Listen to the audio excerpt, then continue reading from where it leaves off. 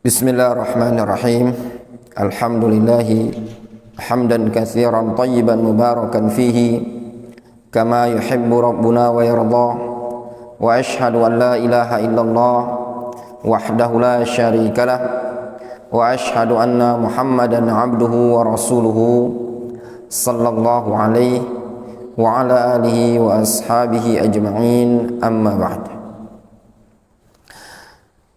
Ayyuhal ikhwah, insyaallah ta'ala kajian kita di kitab Al-Kawakib An-Nayrat fi syarah wa takhrij athar man kana minkum mustannan falyastanna biman mat. Insyaallah pelajaran ini masih kita lanjutkan, namun untuk pembahasan fikih puasa, fikih puasa yang kemarin biasa kita baca Al-Mukhtasar Ats-Tsamin min Kitab As-Siyam min Asy-Syarhil Mumti' lil Utsaimin. Kemungkinan kalau sudah selesai perinannya, kemungkinan besok pagi kita ganti dengan kitab Khulasatul Ahkam fi Ahkamis Siyam karya Syekh Muhammad Ibnu Hizam.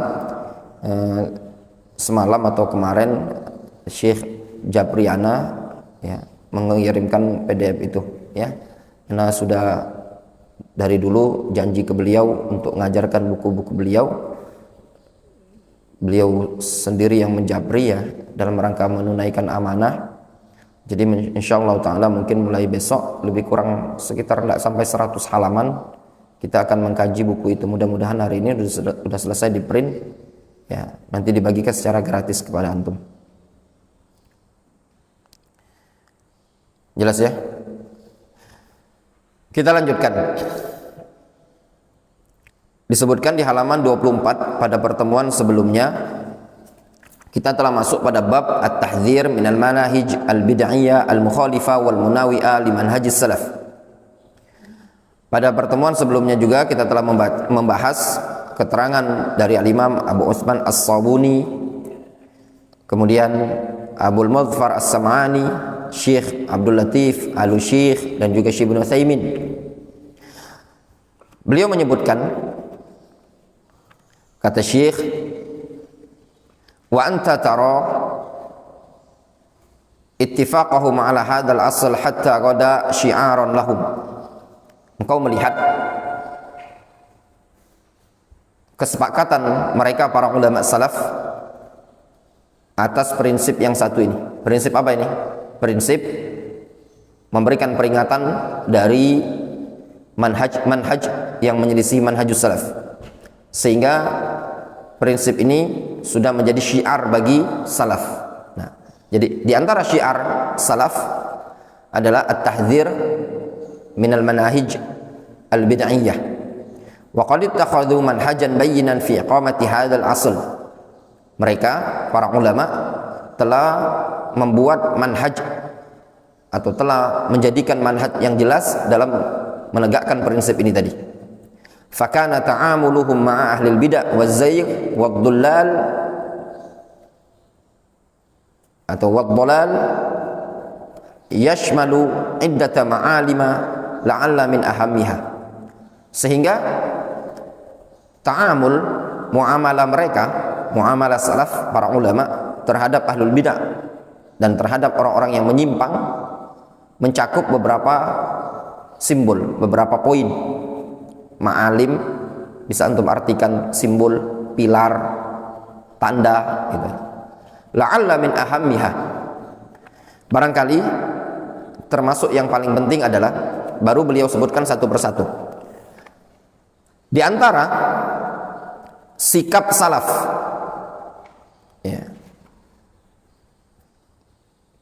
pada prinsip yang satu ini, yang pertama adalah zammuhum lil bid'ah wal ahwa al mudillah lit tanfir wat tahdzir minha.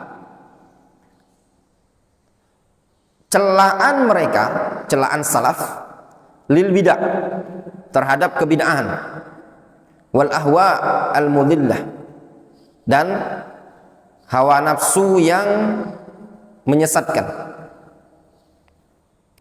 lit tanfir wat tahdzir minha, dalam rangka at-tanfir. Tanfir itu membuat orang lari dari bid'ah tersebut dan waspada dari kebid'ahan tadi. Itu tujuannya. Jadi salaf menyebutkan buruknya bid'ah, jeleknya bid'ah, celaan-celaan mereka terhadap bid'ah tadi. Jadi dicela bid'ah tadi supaya orang lari dari kebid'ahan. Qala Mu'adz ibnu Jabal radhiyallahu anhu. Berkata Mu'adz ibnu Jabal radhiyallahu anhu. Kita baca ya. Qala Mu'adz ibnu Jabal radhiyallahu anhu. Innaha satakunu fitnatan. Innaha satakunu fitnatun yaksuru fiha al-mal. Sesungguhnya nanti akan ada suatu fitnah yaksuru fiha al-mal. Pada fitnah tersebut harta akan semakin banyak. Jadi di masa fitnah tersebut harta semakin banyak, bukan semakin sedikit. Wa yaftahu fiha al-Qur'an. Dan nanti akan Allah bukakan Al-Quran hatta yaqulul qail, sampai-sampai ada orang yang mengatakan laqad qara'tul Qur'an fama aran nas yattabi'uni. Aku sudah baca Al-Quran, namun aku tidak melihat manusia itu mengikuti aku. Fala aqra'annahu alaniyatan fayaqra'u alaniyatan. Lalu dia mengatakan, sungguh aku akan membaca Al-Quran tersebut dengan terang-terangan. Lalu dia membaca Al-Quran tersebut dengan terang-terangan. Fala yattabi'unahu. Orang pun tidak ngikuti dia. Antum perhatikan di sini ucapan Mu'adz ibn Jabal. Ngeri tak fitnah ini tadi? Ngeri loh. Datang suatu masa yang orang lebih mengedepankan dunia, harta. Yang dipikir orang itu adalah al-mal. Sehingga harta itu lebih mendominasi. Bukan kemiskinan pada masa itu, tapi kekayaan yang lebih mendominasi. Sehingga ketika ada orang membacakan Al-Quran ya, atau mengajarkan Al-Quran, mendakwakan kepada Al-Quran, justru tidak ada yang mau ikut. Dia bilang, aku baca Al-Quran, maknanya aku ajarkan Al-Quran, tapi tidak ada juga orang yang mau ikut kepada aku. Aku bacakan Al-Quran terang-terangan, juga nggak ada yang mau ikut kepadaku. Fayaqul, sehingga dia mengatakan, ma urahum yattabi'uni. Aku memandang mereka tidak akan mengikuti aku. Ma urahum yattabi'uni. Ya, urahum itu artinya azunnuhum. Aku tidak menduga mereka mengikuti aku. Itu maknanya. Ma urahum yattabi'uni.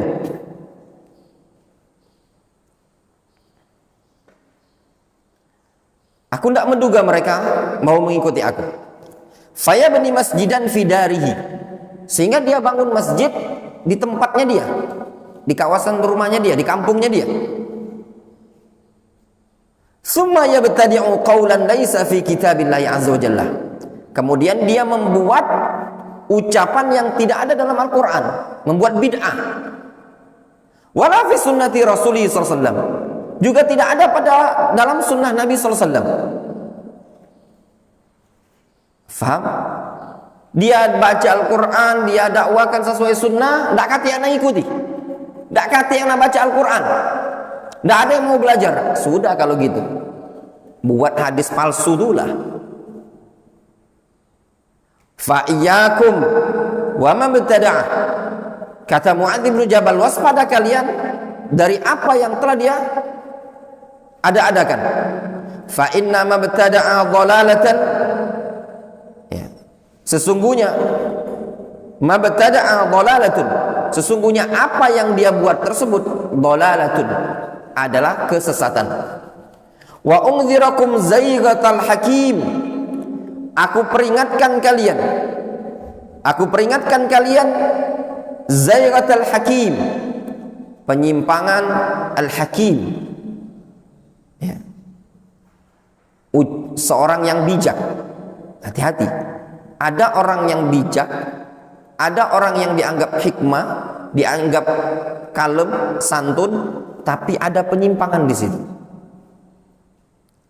Fa inna syaitana qad yaqulu kalimatad dhalala ala lisanil hakim. Dikarenakan syaitan terkadang mengucapkan suatu ucapan kesesatan melalui lisannya orang yang bijak, orang yang kalem, orang yang santun. Wa qad yaqulul munafiq kalimatal haqqi. Dan terkadang juga seorang munafik mengucapkan ucapan yang benar. Nah, lihat di sini ya. Jelas dinyatakan oleh Mu'adz bin Jabal, akan datang nanti suatu masa ketika orang sibuk dengan harta, sibuk dengan dunianya. Pada saat dianjurkan untuk baca Al-Quran, diajarkan untuk kembali kepada Al-Quran, kembali kepada agama, malah tidak digubris, tidak peduli sama sekali. Akhirnya orang ini punya inisiatif, punya ide. Apa idenya?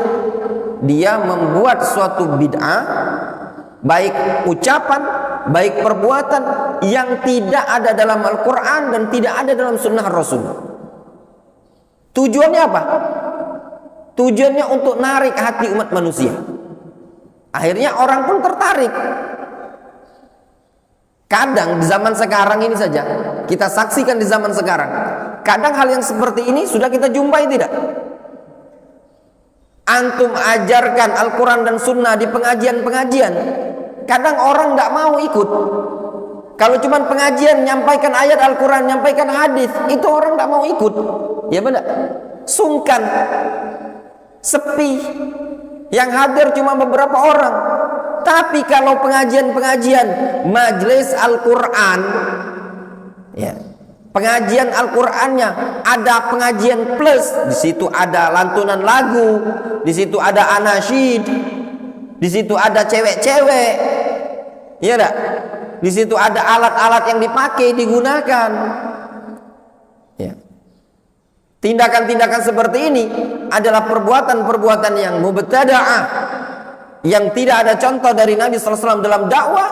Justru akan ramai berbondong-bondong orang hadir. Ya betul tidak? Ya benar. Benar tak itu? Ramai yuk. Di lapangan tidak mau di masjid. Ceramah ustadznya 5 menit, nggak capek. Kita nyanyi dulu nih. Nyanyi kepada tim tukang apa namanya? Pukul, ayo kan musiknya. Nyalain musik. Ada yang megang gitar pula, ada yang gendangnya. Ya dah yuk. Nah, itu tadi. Sesuatu yang membetadah. Wa qala Abdullah ibnu Umar radhiyallahu anhuma. Berkata Abdullah ibnu Umar radhiyallahu anhuma, "Ma farihtu bi syai'in minal Islam ashadda farahan bi anna qalbi lam yadkhulhu syai'un min hadhil ahwa." Kata Abdullah bin Umar, aku tidak bahagia terhadap sesuatu dari agama Islam ini yang lebih bahagia dibandingkan kondisi hatiku tatkala tidak dimasuki oleh hawa nafsu kebid'ahan yang seperti ini. Kata Abdullah ibnu Umar, tidak ada yang lebih bahagia bagiku terhadap agama Islam ini dibandingkan kondisi tatkala hatiku tidak dimasuki oleh hawa nafsu sedikit pun, tidak dimasuki oleh bid'ah, tapi hatinya dipenuhi dengan ittiba', tidak dipenuhi dengan ibtidah. Yang dia inginkan adalah mencontoh Nabi sallallahu alaihi wasallam, mencontoh sahabat, mencontoh salaf, bukan untuk memunculkan perkara yang baru. Sehingga dalam majelis ilmu cukup antum buat majelis ilmu yang sesuai dengan Al-Quran dan Sunnah. Ini juga metode-metode seperti ini terkadang sudah mulai diikuti oleh sebagian orang-orang yang yantasibuna ila salafiyah, ngikut ya, nisbat kepada dakwah as-salafiyah, memunculkan metode-metode dakwah yang kadang tidak didapati di kalangan para ulama sebelumnya ya, tidak didapati oleh para salaf.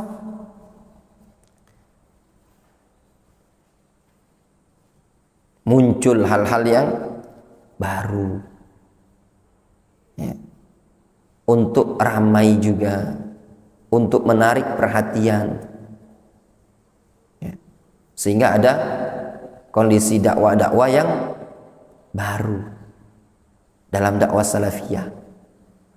Ada apa tidak? Apa contohnya?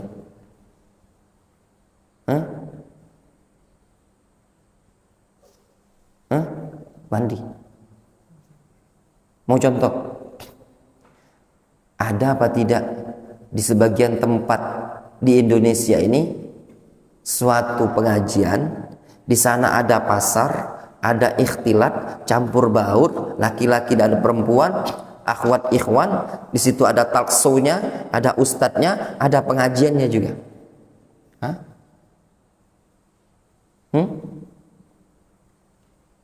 Bukan di pasar ya. Kalau pasar yang sudah pasar itu tidak masalah antum. Silakan antum dakwah. Nabi SAW sudah pernah berdakwah di pasar.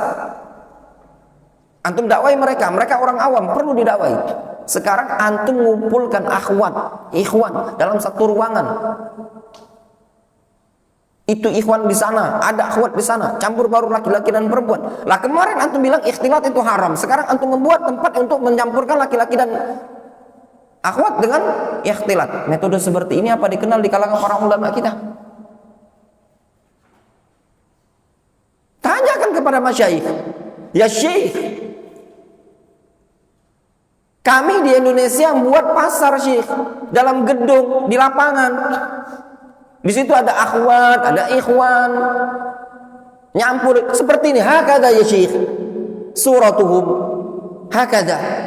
Hada fulan huwa yulqil muhadara wa indahu nisa hakada mutabarrijat hakada. Tanyakan kepada masyayikh. Dan ana yakin kalau ditanyakan dengan fenomena-fenomena seperti ini akan diingkari oleh masyayikh. Iya. Masa iya apa ada ustadz kayak gitu? Jangan-jangan Ustadz Abdurrahman Abdul Hajat ini ngarang-ngarang. Berarti antum kurang update. Ya. Berarti antum kurang update. Ya. Ada banyak. Udah mulai baru. Kalau dulu ada namanya bazar Islami. Dulu. Ya. Ya Mas Rafi ya. Biasa anuin orang-orang dulu dari kalangan ikhwani. Biasanya orang-orang pengajian di orang-orang PKS pengajian biasanya ada bazar. Sekarang udah ada juga, dikenal dengan tanpa sebut nama kita ya. Nah, seperti itu. Bahaya. Kenapa? Ikhtilat. Berarti tidak boleh Ustaz. Buat pasar boleh. Tuh antum bisa gedungnya satu gedung akhwat, sini gedung ikhwan. Ya tak? Ya. Di sini gedung akhwat, situ gedung ikhwan misalnya. Atau apa? Tulis khusus ikhwan. Ya tak? Pasar Islami, syar'i, sunni. Khusus ikhwan.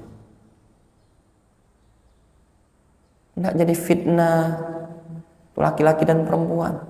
Lah kepalangan kita ngusung sunnah. Seperti itu. Kalau mau ngusung dakwah sunnah. Aduh Ustadz antum keras sekali. Nah sudah, malah dia omongin keras, capek kita. Susah.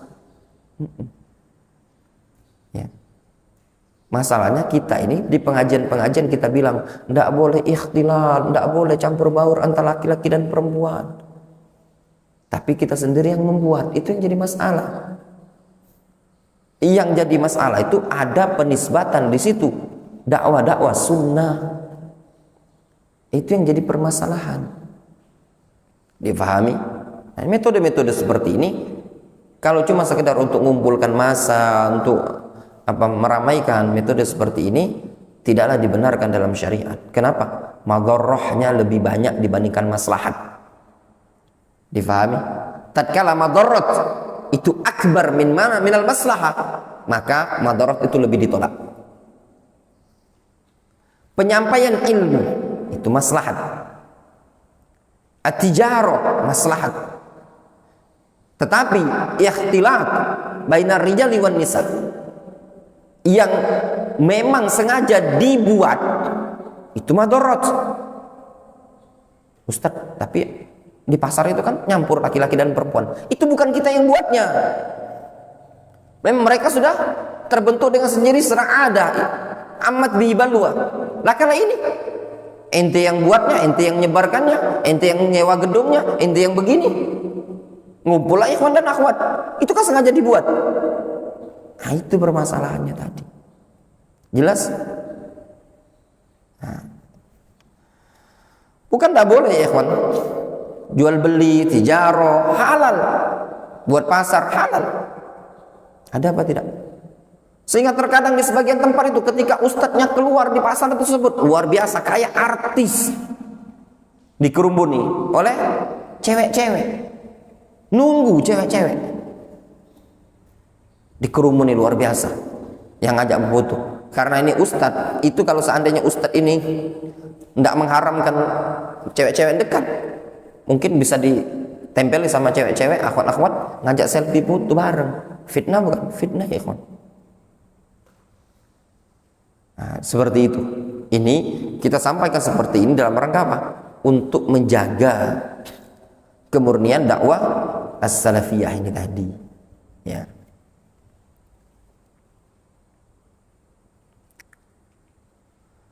Yang kedua, wa minal ma'alim, di antara ma'alim, simbol sikap mereka terhadap ahlul ahwa'i wal bid'ah, nahyuhum 'anit tahawuni bi amril bid'ah mahma bada annaha saghiratun yasiratun. Pelarangan mereka, yaitu pelarangan salaf dari penyepelehan terhadap perkara bid'ah. Bagaimanapun nampak dari bid'ah tersebut, meskipun bid'ah tersebut dianggap perkara yang sepele, yang kecil, ringan. Jadi salaf mereka tidak memandang bid'ah itu kecil. Jangan dianggap sepele, jangan dianggap ringan. Bid'ah yang kecil itu bisa naik kepada bid'ah yang besar. Qala al-Imam Al-Barbahari rahimahullah ta'ala, berkata al-Imam Al-Barbahari rahimahullah ta'ala, wahzar sigaral muhdatsat minal umur, waspada engkau dari perkara-perkara yang baru, ya, meskipun kecil. Fa inna saghiral bid'ah hatta atau ya'ud hatta yasira kabiran, karena bid'ah yang kecil itu bisa kembali berproses sehingga menjadi perkara yang besar. Bid'ah itu kadang awalnya memang kecil, sepele, tapi nanti dengan berjalan waktu bisa menjadi bid'ah besar. Dulu muncul bid'ah lisan, yaitu kritikan-kritikan kepada Utsman ibnu Affan. Mengkritik Utsman ibnu Affan, menuduh Utsman nepotisme, menuduh Utsman KKN. Akhirnya dari bid'ah yang kecil ini tadi muncul naik ke bid'ah besar sampai terbunuhnya Utsman ibnu Affan. Kisah yang nyata yang disebutkan dalam riwayat Abdullah ibn Mas'ud, ya, dan juga Abu Musa al-Asy'ari ketika ada orang ngumpul di masjid, mereka dipimpin oleh satu ketua, ngitung zikir dengan mengatakan hallilu mi'a wa sabbi'u mi'a wa kabbiru mi'a. Datang Abdullah bin Mas'ud negur mereka. Kenapa ini? Kalian lakukan seperti ini? Zikir dihitung-hitung dengan kerikil. Mereka mengatakan, ya Abu Abdurrahman, ma nuridu ilal khair. Wahai Abu Abdurrahman, tidaklah kami inginkan dari tindakan kami kecuali kebaikan. Apa kata Abdullah bin Mas'ud? Kam min muridin lil khair lan yusibah. Betapa banyak orang ingin kebaikan tapi tidak benar caranya. Kalau cuma sekedar niat, itu tidak cukup dalam syariat. Butuh niat yang ikhlas, kemudian muwafaqatus sunnah. Kemudian kata seorang tabi'in yang meriwayatkan asar tersebut, ya, asar dari Abdullah bin Mas'ud yang mengingkari orang yang buat majelis zikir di masjid, kata seorang tabi'in tersebut, wa ra'aituhum, ya, aku melihat mereka adalah alladzi yutawi'unana yauman nahrawan, yaitu orang-orang yang menyerang kami, yang kami perangi pada pertempuran di tempat yang namanya Nahrawan, yaitu pertempuran di masa Ali bin Abi Thalib ketika Ali bin Abi Thalib membantai, memerangi Khawarij di tempat namanya Nahrawan. Nah, kata seorang tabi'in tersebut, kami melihat orang-orang yang berzikir tersebut adalah pasukan Khawarij.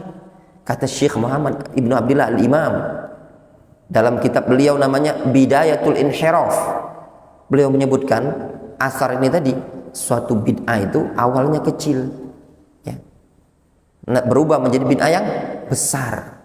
Waspada yang namanya bidayatul inhiraf, awal penyimpangan. Kadang awal penyimpangan adalah seperti itu, dari perkara yang sepele kemudian naik menjadi perkara yang besar. Kata Imam Al-Barbahari rahimahullah ta'ala, wa kadzalika kullu bid'atin uhditsat fi hadhil ummah, demikianlah bid'ah-bid'ah yang dimunculkan pada umat ini, kana awwaluha saghiran yushbihul haq faghtarra bidzalika man dakhala fiha. Dulu awal kali bid'ah tersebut adalah kecil sekali, mirip dengan kebenaran, sehingga tertipulah terhadap kebid'ahan tadi orang-orang yang masuk dalam kebid'ahan tadi. Tsumma lam yastati' al-khuruj minha, kemudian dia tidak mampu keluar dari bid'ah tadi. Fa'azumat wa sarat dinan yudanu biha, sehingga bid'ah tadi membesar, lalu bid'ah tadi menjadi bagian agama yang diyakini oleh dia. Fa khalafa siratal mustaqim, sehingga dia pun menyelisih jalan yang lurus. Fa kharaja minal Islam, dia pun keluar dari agama Islam ini tadi. Banyak ikhwan. Makanya sebagian salaf mereka mengatakan al bid'atu baridatun ilal kufri. Bid'ah tersebut baridah, wasilah, perantara menuju kekufuran. Itulah bid'ah. Awalnya memang kecil, sepele, besar sampai ke perkara yang kufur. Oleh karenanya sebagian salaf juga pernah mengatakan, mabtada'a rajulun bid'atan illa kana akibatu amrihi istahalla as-saif. Ya. Atau istahalla ad-dima. Tidaklah seseorang memunculkan perkara bid'ah, ya, kalau dibiarkan terus-menerus, melainkan puncak akhirnya menghalalkan darah.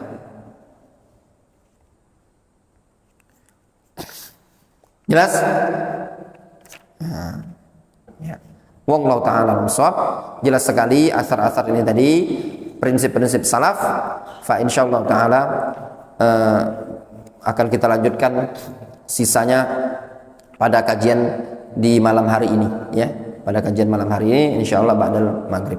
Naktafi bihadzal qadar.